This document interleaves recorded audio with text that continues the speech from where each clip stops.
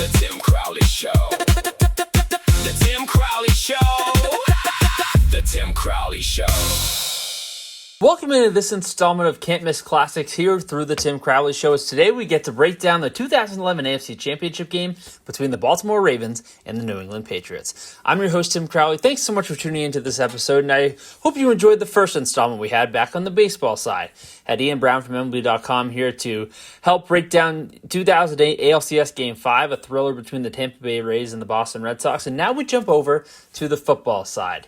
And think about what this game meant back in 2011, technically January of 2012. Patriots would end up starting a streak of 8 consecutive appearances in the AFC Championship Game, and this was facing a peak power in the AFC at the time in the Baltimore Ravens. These teams faced off 4 times in 6 years within the postseason, with each team getting 2 wins. The Ravens beat the Patriots, all of these which in Foxborough. The Ravens beat the Patriots in the 2009 wildcard game, as well as the rematch of the game we'll talk about today, the 2012 AFC Championship game, while the Patriots winning the 2011 game that we'll talk about, as well as a thriller in the 2014 AFC Divisional Round, often known for the Julian Edelman double pass. But this was a great game to look into because it was such again, at this point, there had been a little bit of a rotation in terms of who was really running the AFC. Yes, this was still the era where it felt like every year was just a Manning, Brady, or Roethlisberger representation of the AFC in the Super Bowl. But this was another really fun clash, especially given what the Patriots and Ravens meant for each other in terms of this rivalry at this point as the calendar turned from the late 2000s to the early 2010s. So much to break down in this one, so let's get a little bit into the specifics. It's time for game notes. Crowley Show. The Tim Crowley Show. So we went in depth a little bit when we did 2008 ALCS Game 5. You can see the game notes that I took from going back through the box score and rewatching the broadcast, as well as the NFL Network highlights as well, that aired that night back on the peak desk of Michael Irvin and Rich Eisen and so many great guys that were back on that team. I believe it was still Deion Sanders doing it back then as well. But this was a really fun game. Jim Nantz, Phil Simms had the call on CBS.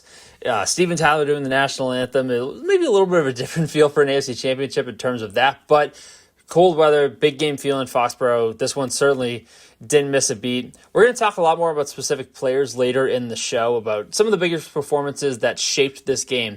But you can kind of start to take a look at my notes from this game, whether it was an up-and-down day for Tom Brady or just a few defensive plays from a group that had struggled out throughout the course of the year for the Patriots to eventually lift them to Super Bowl 46.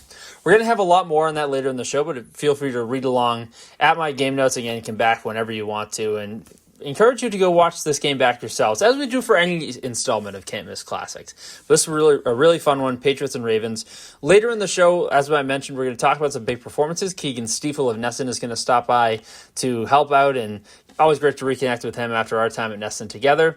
But talk about one of the cool games in the middle of the start of the Patriots' second part of the dynasty.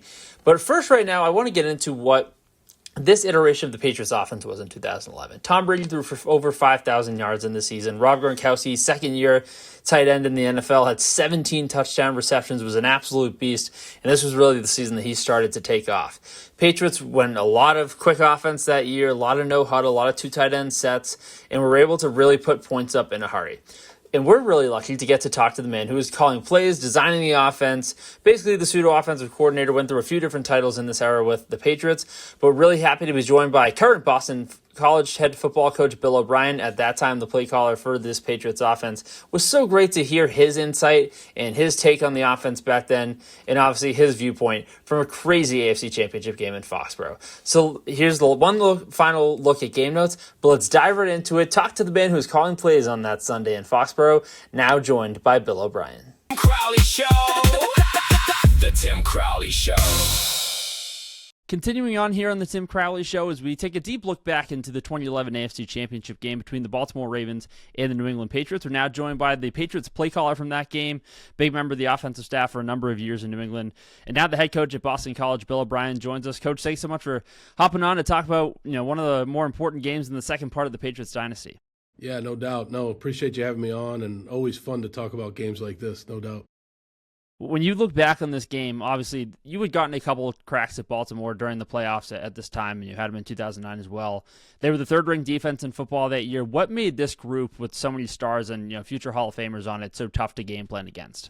Yeah, I think Baltimore especially when Coach Harbaugh was there and Ozzie Newsome, they always did a great job of putting together a defense and a team that really exemplified what they wanted to be. They were big, they were tough, they had great size and great strength at every position, so relative to each position. So whether it was Ray Lewis, an inside linebacker, or it was Suggs at defensive end, or inside they had massive guys inside. Then Ed Reed at safety. Whoever the corners were big, they were always very, very tough physical guys, and they played a scheme that was very difficult to move the ball against. And so you're right, 2009.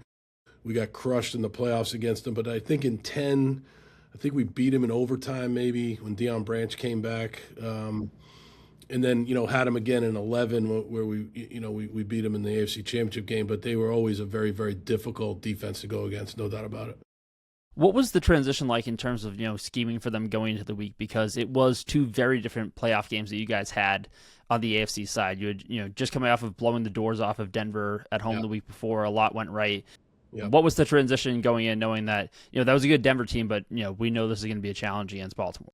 Yeah, I think the one thing too, remember, just personally, like I was the head coach at Penn State at that time. I had just gotten the Penn State job, so I had a lot going on. And Bill was great. He allowed me to, do Penn State things late at night, but concentrate on Patriot things during the day and into the dinner time and things like that. So if you remember back to then, which I know you do, in 10 and 11, we were a very fast-paced offense. We did a lot of no-huddle, a lot of 12 personnel with Gronk and Aaron Hernandez. I remember, like, in 10, we had Algie Crumpler. So we were able to go fast with 12 personnel, sometimes 13 personnel, sometimes 11 personnel. And I think that was something that we did a great job against Denver. And you can remember that first drive in the Denver game, I think was almost like a 50-second drive. We went right down and scored with under a minute. It was just a fast drive. Well, you weren't going to be able to do that against Baltimore. They were very, very in tune to getting lined up. Maybe they would play one or two calls. So we did not have that type of game plan. We knew it was kind of going to be more of a slugfest. You always had to be patient in the running game against Baltimore. In the beginning, it was not going to be easy, but as the game wore on, if you were patient with it, you could make some things go in the running game. So we did that, and we huddled more. We weren't as fast-paced, I don't think, in the championship game as we had been in the Denver game. Yeah, you're spot on with that. And I think back to what made that year interesting, that era interesting, was Tom had kind of talked about it in Man in the Arena, which you were featured in as well, about how he really enjoyed that era of offense working with you because he felt like he was so much more connected in scheming and game planning. When you think about you're in a tough game like that and working through against a really good defense and just trying to find a way to get something across for points, what do you remember about some of the sideline conversations that you and him had to try to get things right? Because obviously he put together drives that game, but also Baltimore got him a couple times on a few interceptions too. Yeah, that's true. I mean, look, they did some things. They were great at disguising things, so we had to do a good job of looking at the pictures. They would show a cover two, but then it was, it would end up being man-to-man, or Reed would mug up in the A-gap and then drop out and play cover two. I mean, they were just really good at disguising their intentions, especially against Tom, because they knew that if he knew what they were doing, he was virtually unstoppable. I think what we tried to do was we would get, as the game wore on, if I remember, it's a while back, but if I remember, we would get to the line of scrimmage and he would use his cadence, and then I would give him two play choices, one to run over here, or one to run over here, or a pass versus this look, or a pass versus this look, and then he would basically choose the best play at the line of scrimmage. That's kind of how we did it all year, whether it was huddle or no huddle. And I think that eventually helped us in the Baltimore game. And then obviously our defense came up big late in the game with pass breakup and things like that. But yeah, I think we just kept trying to, hey, look, this is what they're trying to do. When they line up like this is what it's going to be when the ball's snapped. Just kept trying to get a beat on it. But eventually it was Tom at the line of scrimmage, giving him two play calls and him making the best choice between those two. How much late in the game, because I know it's deeper into the second half, how much, if anything, for you had to change after the kind of weird play where Bernard Pollard kind of gets tangled up with Gronk and the ankle injury happens? How much changed for you in terms of what you had to work with or what you could get out of that group beyond him, for the final part of that game? Yeah, that was tough. I mean, that was very tough, and that obviously that hurt us in the Super Bowl because Gronk was not 100% at all, and he was such a big part of what we did. So yeah, I remember, if I remember correctly, I believe we went back to more 11 personnel. We tried to do that a little bit more, but losing a guy like that, you can do whatever you want to do. He was such a huge part of our offense in 10 and 11. That was a tough thing to overcome. But I do remember going back and being in a little bit more of 11, using Hernandez a little bit more, things like that. But yeah, that was a tough loss, no doubt. When Tom goes over the top on 4th and goal later to take the lead, was there fear when you saw like Ray dive into his back, or is this guy's up, like he's fine? Man, that was crazy. And I remember that, we had a play call, and he always had the ability on short yardage or inside the 1 yard line. He had the ability to sneak it. He's the greatest quarterback sneaker of all time. There's nobody better. He had the technique down. I mean, I think it was like a 90% rate over his 20-some-odd career that he converted.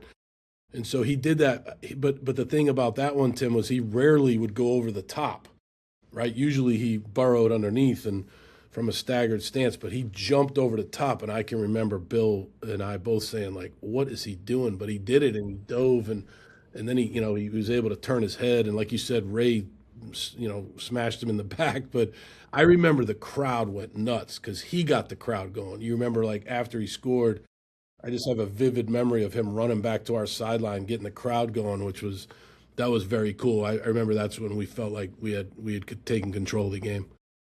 Where you were on the sideline a few minutes later, and obviously probably the thing that everybody remembers about that game, were you looking Jumbotron during the Cundiff kick? Were you looking straight on? Like, what was your view of that from the sideline? And did that process for a moment when the miss happens and you guys know you're going to the Super Bowl? Man, that's a great question. I was on the bench. I was sitting on the bench, basically hoping and praying that he would miss that kick. And I was looking at it at the Diamond Vision on the end opposite the light tower. And I can remember, and I think it was either Gronkowski or somebody yelled out, like, he missed that. And then everybody started going nuts. And I remember that. I don't know if I actually saw him miss it. I think I saw the replay of it because I was looking down on the ground like, please God, miss this and let us go to the Super Bowl. But that was a hell of a football game. What is that type of celebration like for you, especially in your spot, like you talked about, because you do have the Penn State role coming up in the meantime. But what is the celebration like, knowing that night of, okay, this is phenomenal to win another AFC title, also still knowing we have work left to do? Like, what is that celebration like for you, and what went through your head with everything that you had on your football plate at the time? I would say relative to football, relative to my career, it's one of the best nights ever.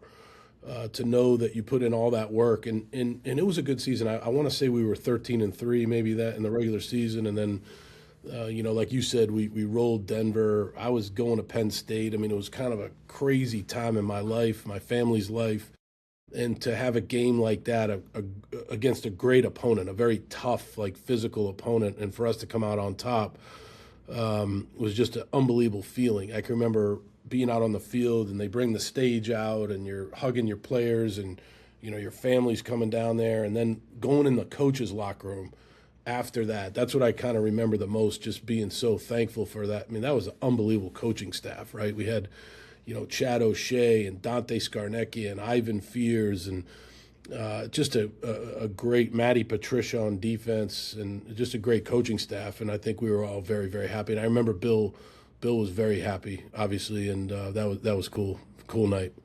Just for you, like we talked about, like, the football journey has taken you in so many different spots of being an NFL head coach and being a coach at different schools, at a big time level, being a play caller. Without taking too much focus away from the title game and obviously what we talked about, How special was it for you to have the responsibility of being a play caller in the Super Bowl 2 weeks later, and understanding how much work goes into that 2 weeks in between, and working against a Giants team that had a really good front four, but not knowing that there's the Super Bowl is 60 years old now, but it's still like there's not a ton of people that have gotten that chance to call plays in a Super Bowl. Yeah, I mean, no one's ever asked me that question, and I appreciate that question, Tim. And it makes me think about that because it's a very special. It's incredibly special to say that you called plays and in a Super Bowl, and even in that game, where I think we had a Super Bowl record for a while. I don't know if it still stands of completions. We had about 15, 16 completions in a row in that game, and we did a lot of good things, but at the same time, you didn't win the game. So it's a hard thing to balance because it is very special that I was able to do that Bill gave me the opportunity to do that. I was doing it with Tom and just, like I said, a great staff. But then there's that weird feeling of, man, when you go to the Super Bowl and you know how the Patriots feel like this year, you want to win that Super Bowl because losing the Super Bowl that's a rough deal. And but it was, again, the opportunity was incredible, and it was a special opportunity that I always remember. But again, you want to win the game, and that was the tough thing. Patriots had a very high-flying offense in 2011, and it's always great to sit down with the man calling the plays for that team. Coach, I appreciate your time, and looking back on this Patriots team, best of luck with BC in the fall, and you're always welcome back to talk ball anytime you want on here. Appreciate it, Tim. Thanks for having me. That was fun. Crowley Show. The Tim Crowley Show. Big thanks to Bill O'Brien for stopping by to talk about the 2011 AFC Championship game. We'll further dive into this classic between the Ravens and the Patriots, and to help us do so, Keagan Stiefel joins the show. You've seen him talk about the Patriots for years on NESN.com and now doing so on TV as well. Keagan, appreciate you stopping by. And when you think about the second of the 4 playoff meetings these teams had in 6 years, what stands out to you? Yeah, it's kind of the entire stretch for me. And this one specifically being the fact that the Ravens didn't have the experience that the Patriots had, especially at quarterback and head coach. And I think that was the real difference in this game. Obviously, we'll get more into it. But you talk about that stretch, 09 to 14, that's 5 years, 6 seasons of two teams that felt like they were the standard bearer in the AFC. And the days of Indy and Pittsburgh had kind of passed. Kansas City obviously hadn't ascended to the point that they would. So it was really these two teams for a long stretch of time that if you wanted to come out of the AFC, you had to go through one of these two. This was one of the earlier games. Again, this was kind of in a stretch where, if you follow the historical patterns, it was weird that, probably should have seen it coming for 2 weeks later. But the team who played the early conference title game for like a number of years in the stretch just never won it. Yeah. Again, and this was kind of the start of it. But, very interesting day. I kind of talked about it in game notes where, very interesting Steven Tyler national anthem, and teams get right to work in the first quarter. Just totally fit the vibe of a crazy playoff matchup. You and I have talked about it on other shows, just how certain games have encapsulated different styles of like the Patriots offense over the years. Yeah. And this was one. It felt like Bill O'Brien and Brady and Belichick really wanted to attack the seams, and you obviously had to be pretty intentional with what they were doing against a really good Ravens defense at the time. They were the third-ranked defense in football, stars across the board with Reed and Lewis kind of still doing their thing in the back half. What stood out to you in kind of that style of what the Patriots offense was? Because it was in a 2-year stretch where they were borderline unstoppable, when they were in rhythm. Yeah, I mean, it's obviously the conversation ends up getting really dark when you talk about Aaron Hernandez, but this is the lighter side of it in terms of who he was as a player and how he completely transformed the offense. He wasn't even at the point he would get to. I think in 2012 he really took off, and then that's kind of the end of it right there. But the Patriots and Bill O'Brien, Bill Belichick, knowing, all right, we've got these two guys and we can build an offense through them, and everything else can be complementary pieces. And that's what they did. It was obviously Gronkowski, who I can't remember if he plays injured or gets injured in this game, but I know he's not right for the Super Bowl. And then Hernandez, and they're kind of playing through those two guys.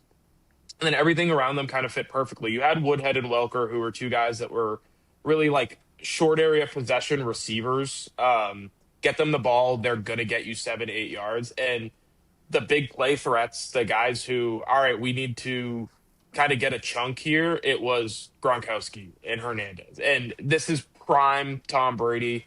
I say it all the time. He obviously, I think he wins the MVP in '07 and 10.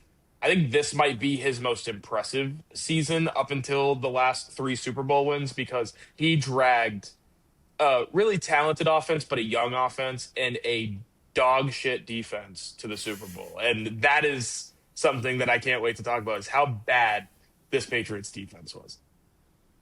It was, and I think I wrote it in game notes. It was just there were years where there was it was bend don't break. Maybe like 13 is a good example of that too. But it's like my goodness, and we'll get to that when we get to final takeaways later. It's just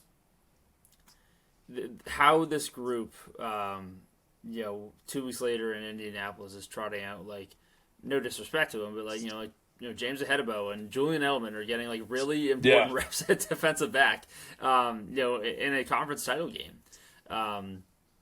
Obviously, both made important plays throughout the course of the season at those positions, but it really was just, I think they were second to last in football in yards allowed, but we're somewhere up around 20 in points. So, it takes a year where your quarterback throws for over 5,000 yards, and I think in a year where multiple quarterbacks did, to really get things going.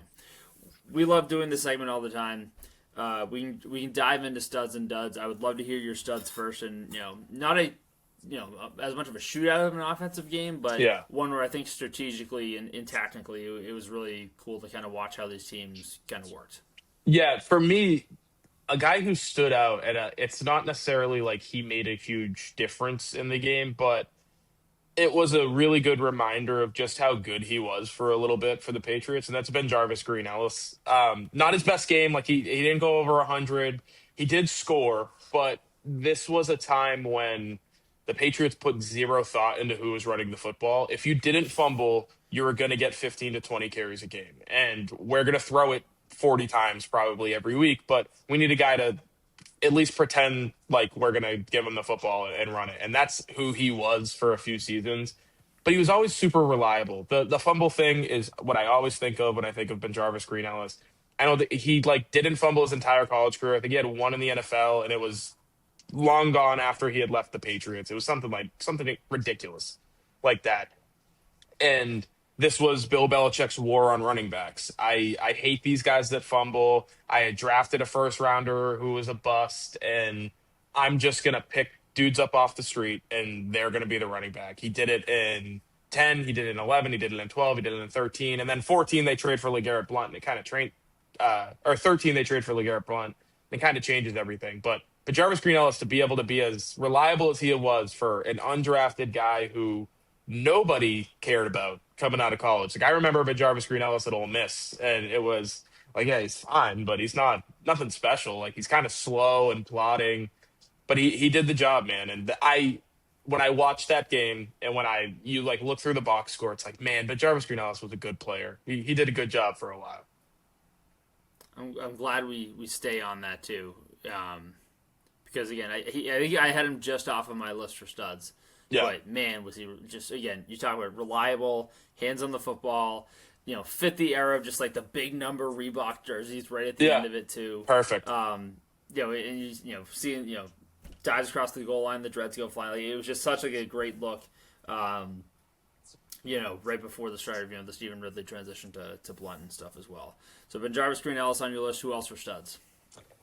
I didn't want to say the entire Ravens defense, but this was the peak of non-Super Bowl Ravens defenses. They were always good. They won it in the early 2000s, and everybody considers that one of the greatest defenses of all time. But they stayed really good. So I'm just going to kind of name off some of these dudes who, not the stars. Like we know Ray Lewis, we know Terrell Suggs, we know Ed Reed. Those are the big studs.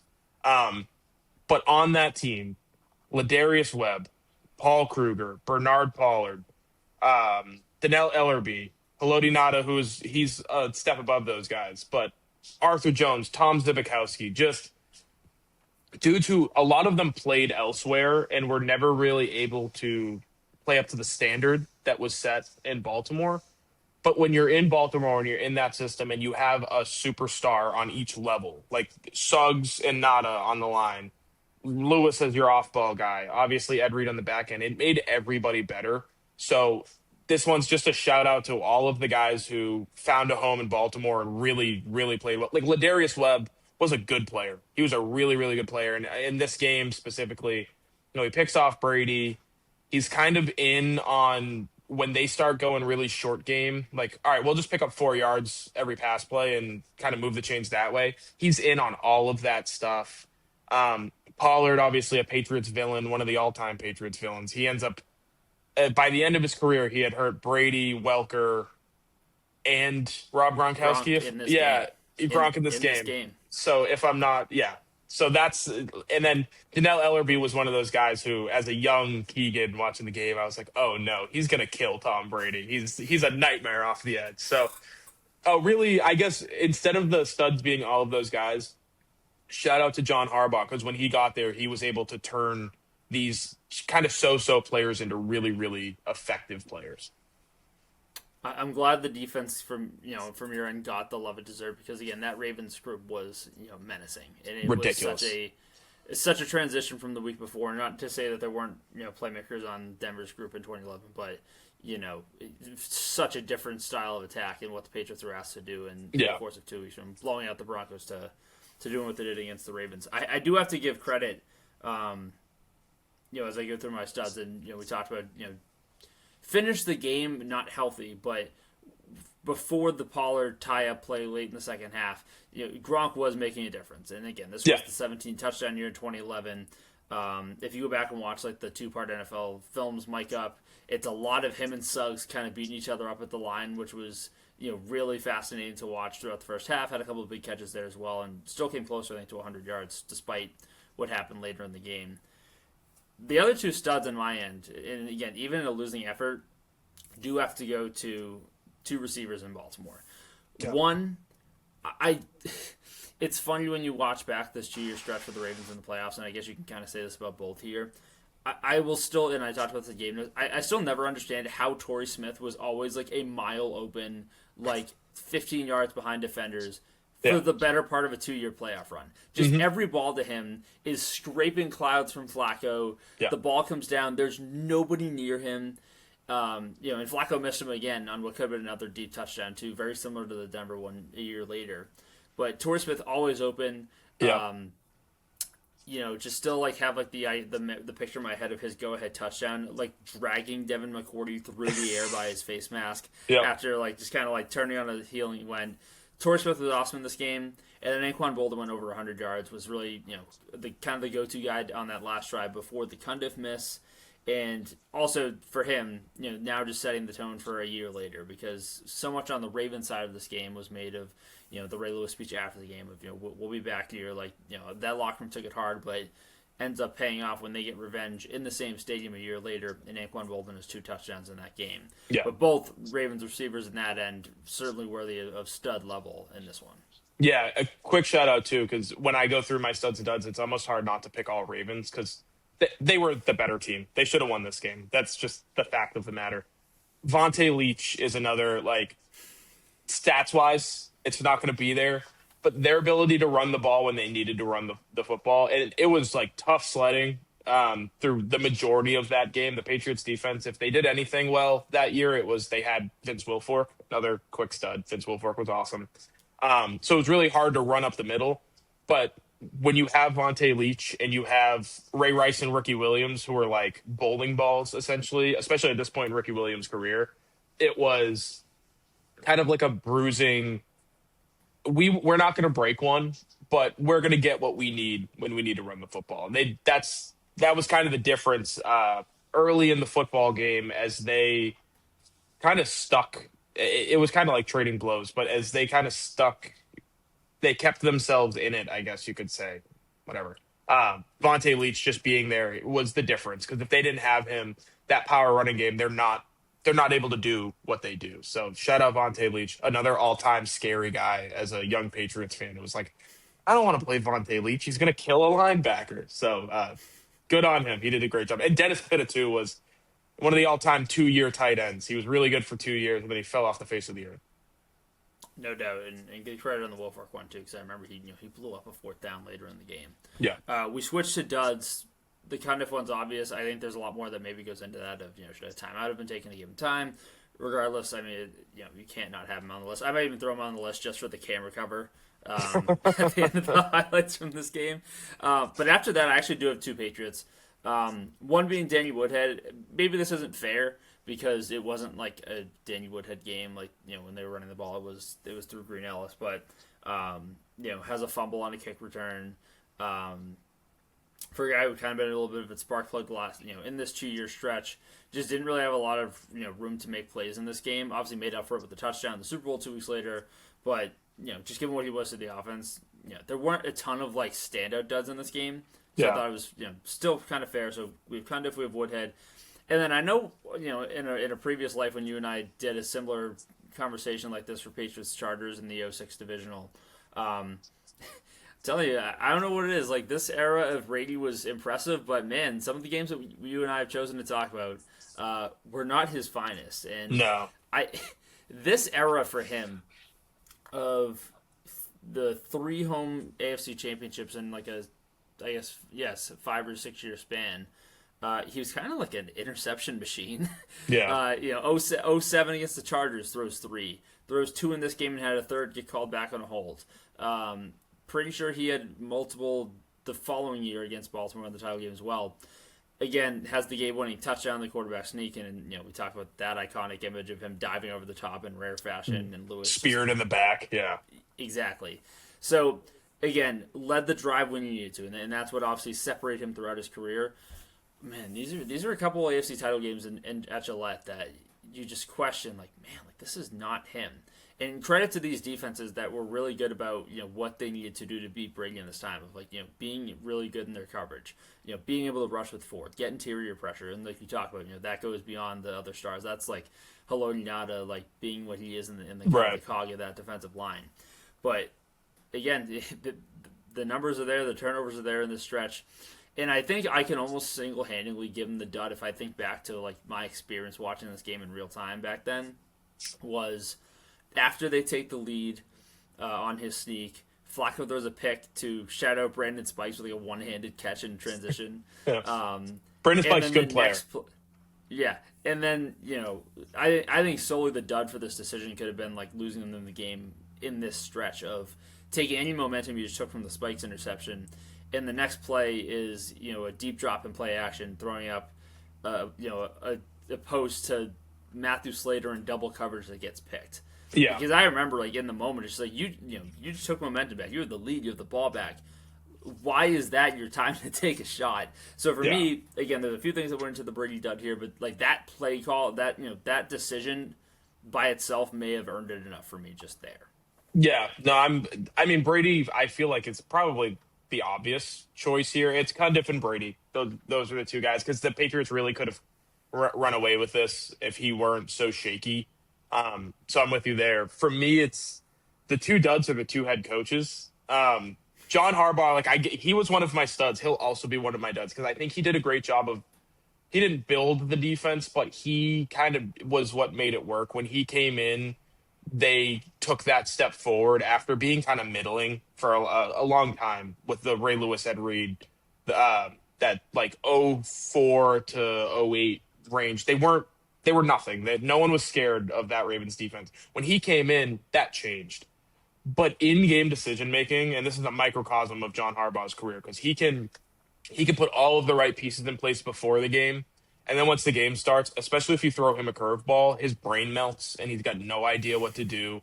And this was that was this game. The two examples are the Cundiff kick and like I know you don't want to ice your own kicker, like I get it, but giving him a breather in that moment of like, dude, it's a fucking chip shot. Go make your extra point. Let's go to overtime, whatever.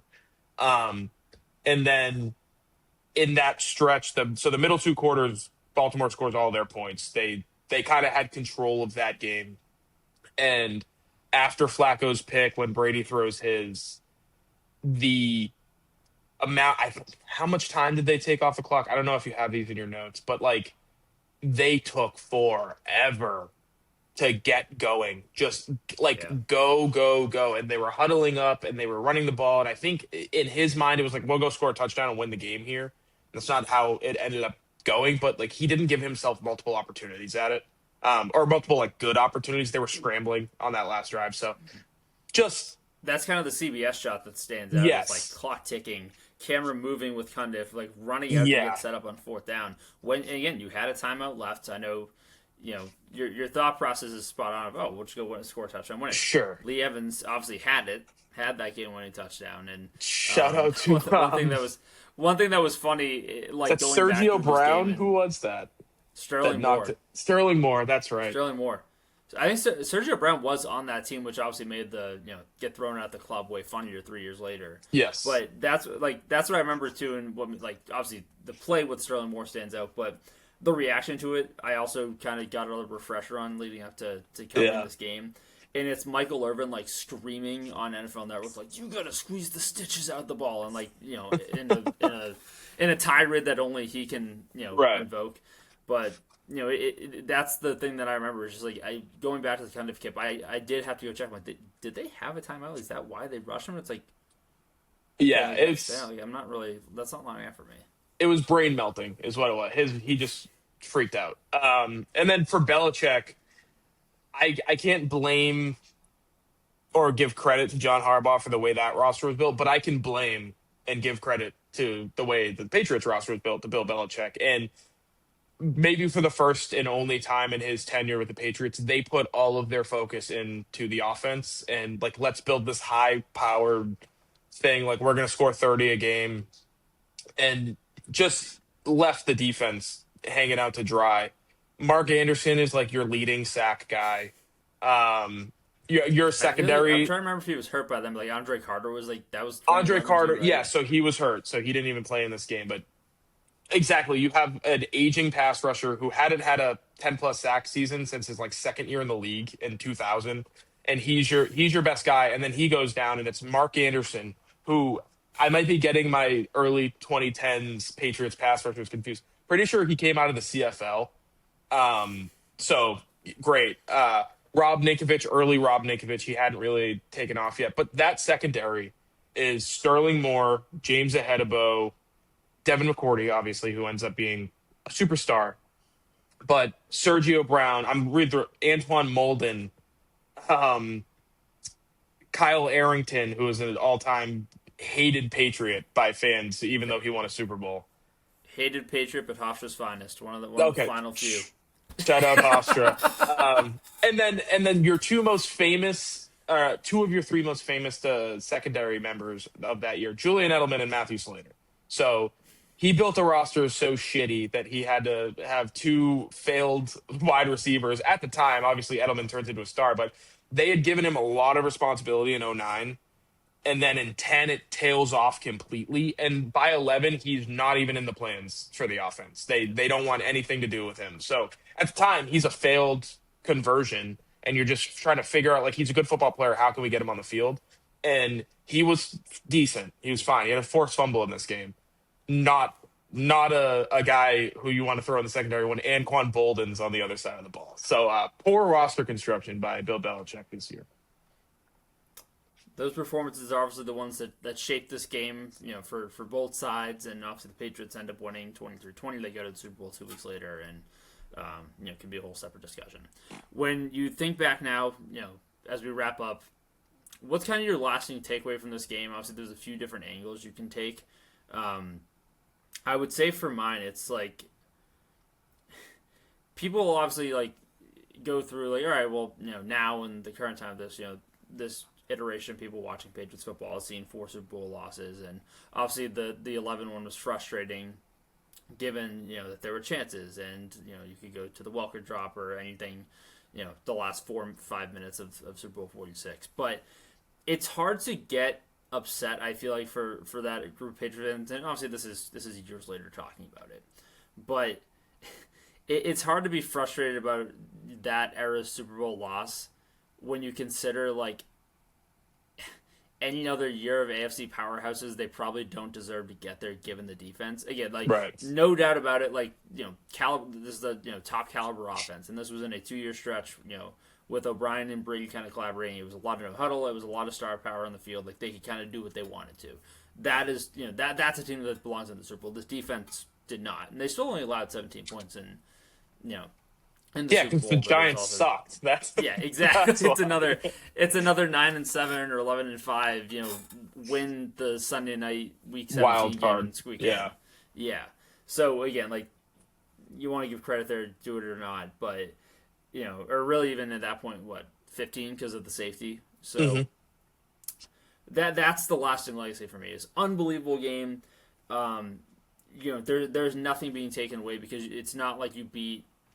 I don't know, not to feed into the narrative, but it's not like you were beating the 25 Broncos or something to get to Right. the Super Bowl. You were beating, an AFC powerhouse of the time that, like you had talked about earlier, it was kind of the graduation of Pittsburgh and Indianapolis at this point in the iterations of what they were at that point with Yeah, and right. kind of how the Steelers They had like kind of built off their one-offs. Obviously, Denver was really good a few years later. right. So again, like it's not a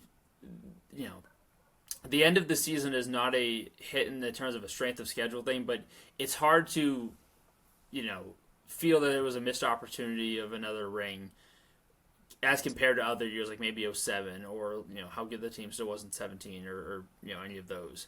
Yeah. Knowing that, was a ring there for the taking that you missed? Yes. Is that a defense that you'd ever think about as a Super Bowl champion? Absolutely not. Yeah. I've got two. I've got kind of like a team-focused one and then a player-focused one. For the team, similar to what you're saying, but I genuinely believe this is the worst iteration of the Patriots under Bill Belichick and Tom Brady. When they're both there, there were so many, like, you think about those mid 2000s teams after they win the third Super Bowl, and a lot of that falls on the receivers. That's where everybody points is Brady had no one to throw to. The defenses were fine, but he had no one to throw to. That's '05, '06. '07 is the best team they ever put out on the field. They end up losing the Super Bowl, but that's the best team. '08, '09, '10, to me, like '08's the last go around for that group, and it was never going to work, but you had to give them the opportunity. A lot of older guys on that defense. You couldn't. That was the one time Belichick wasn't early. He was kind of late to it. Rodney Harrison, Teddy Bruschi, Mike Vrabel. Like it's their last year. Brady goes down. That ends up being the end of it. '09, everybody points to as that's the worst team. But to me, '09 was a deliberate resetting of the clock to quickly get back to where you needed to be. And in '09 and '10, they draft Edelman, Gronkowski, McCourty, bunch of other guys. I'm sure I'm missing some important ones. But those teams were being built back up to get to this point. And 11 was the year that they were supposed to be back on track. They're going to be a contender again. And they just didn't. They didn't build the defense well enough to make them a contender. So to me, that's why this is the worst, because this was a year where you legitimately had an opportunity. Not every team can win every year. It's not how roster building works in the NFL. I think we saw it with the Chiefs this year. They were never going to win the Super Bowl. But at least they were built to be competitive until Mahomes got hurt, and they lost a lot of close games. But they were never bad. They were never outright bad. So to me, this is the worst roster construction job that Bill Belichick ever did. I genuinely think there were 2 to 3 moves to be made. I finally got that hair out of my mouth. 2 to 3 moves to be made for him to really turn this thing into a contender, and he wasn't able to do it. So for me, one of the more disappointing rosters and teams on a player side, Vince Wilfork is a Pro Football Hall of Famer. And whether or not he gets in, I do not know. If you ever need an example of that guy being the very best to ever play his position, it is 2011. Throughout the season, but even in this game, he showcases the fact that a true nose tackle can change the complexion of an entire defense. And this year, he like really steps it up with the pass rushing. He's got 2 interceptions in 2011, weirdly enough. Like, great, awesome. Like MVP, nose tackle would never win MVP, but MVP level performance throughout this season from Vince Wilfork. And there's no doubt in my mind he should be in the Hall of Fame. I don't know if he'll ever get there because of the positional value conversation. But he was on the field throughout that season. Other than Tom Brady, no one was better than him. No matter who they played, no matter kind of what the game ended up being, he was the best player on the field when he was on the field. He was scorching hot in the rhythm. It was obviously scorching hot at the end of that game because I think I did have this part in notes. it is on full display, like exactly Yep. like that picture, but also just encapsulates one of like a couple of years worth of like you look at big moments in at Gillette within this era, and it feels like after any big play on the field for the offense, the first thing they pan to is Vince Wilfork's head like steaming on the sidelines in like 20 degrees. But again, like you're right that this is a game that kind of encapsulates the impact he had. And kind of, one of the last full years of him doing it in Foxborough. Obviously, I think it was 13. He had the Achilles that went down, and was obviously back for another Super Bowl in 14. But all over the Vince Wilfork, campaign there. Sure, spot on about it. Thank you, appreciate it. We got to get Vince in. That's my last contribution to this world will be getting him into the Hall of Fame. And again, like given that Keagan Stiefel's had some interesting comments about Patriots Hall of Famers recently, so that those conversations obviously weigh a little bit different now. I'll never say Adam Vinatieri was bad, but let's all get a grip on whether or not he was a better player than Rob Gronkowski. Come on. Obviously, a fantastic game to talk about in 2011. The first of 8 straight appearances for the Patriots that the Chiefs just came up short of tying that record recently. So one, of Dynasty 2.0 that continues to stand. Big thanks to Keagan Stiefel. Big thanks to Bill O'Brien for stopping by to break down this game. 2011 AFC Championship, Ravens Patriots. Plenty more editions of these to come. Probably a little bit more football, and then we have time to get back into baseball with these. So there's plenty of those to talk about as well. We appreciate you tuning in to this Can't Miss Classic on the Tim Crowley Show. Thanks so much for tuning in. We'll catch you next time. Crowley Show. The Tim Crowley Show.